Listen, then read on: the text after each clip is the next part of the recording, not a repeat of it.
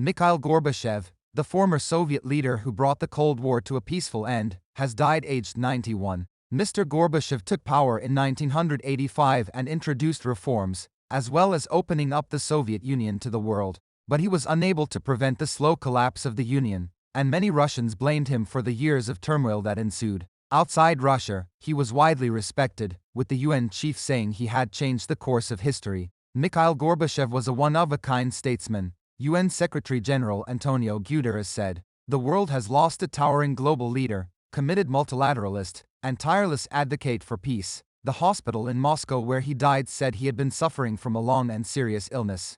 In recent years, his health had been in decline and he had been in and out of hospital. In June, international media reported that he had been admitted after suffering from a kidney ailment, though his cause of death has not been announced. He will be buried in Moscow's Novodevichy Cemetery, the resting place of many prominent Russians. It is not clear whether he will receive a state funeral. President Vladimir Putin sent his deepest condolences, describing how Mr. Gorbachev had had a huge impact in the course of history. He deeply understood that reforms were necessary. He strove to offer his own solutions to urgent problems, the Russian leader said. The two men had a strained relationship, their last meeting reportedly in 2006.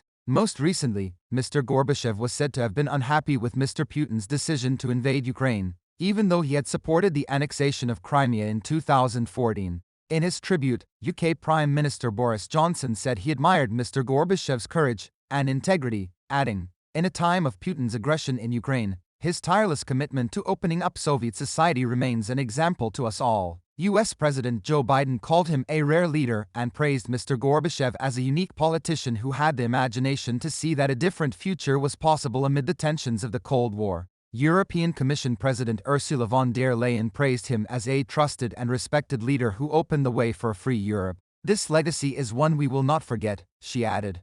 Mr. Gorbachev became General Secretary of the Soviet Communist Party and de facto leader of the country in 1985. At the time, he was 54, the youngest member of the ruling council known as the Politburo, and was seen as a breath of fresh air after several aging leaders. His predecessor, Konstantin Chernenko, had died aged 73 after just over a year in office. Few leaders have had such a profound effect on the global order, but Mr. Gorbachev did not come to power seeking to end the Soviet grip over Eastern Europe. Rather, he hoped to revitalize its society. The Soviet economy had been struggling for years to keep up with the US, and his policy of perestroika sought to introduce some market-like reforms to the state-run system. Internationally, he reached arms control deals with the US, refused to intervene when Eastern European nations rose up against their communist rulers, and ended the bloody Soviet war in Afghanistan that had raged since 1979. Meanwhile, his policy of glasnost, or openness, allowed people to criticize the government in a way which had been previously unthinkable.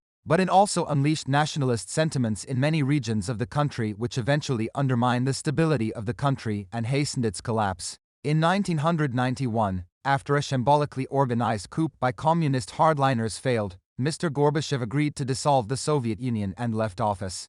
He is seen in the West as an architect of reform who created the conditions for the end of the Cold War in 1991, a time of deep tensions between the Soviet Union and Western nations, including the US and Britain. He was awarded the Nobel Peace Prize in 1990 for the leading role he played in the radical changes in East-West relations. But in the new Russia that emerged after 1991, he was on the fringes of politics, focusing on educational and humanitarian projects. Mr. Gorbachev made one ill-fated attempt to return to political life in 1996, receiving just 0.5% of the vote in presidential elections. Henry Kissinger, who served as U.S. Secretary of State under President Richard Nixon, told the BBC Newsnight program that Mr. Gorbachev would be remembered in history as a man who started historic transformations that were to the benefit of mankind and to the Russian people.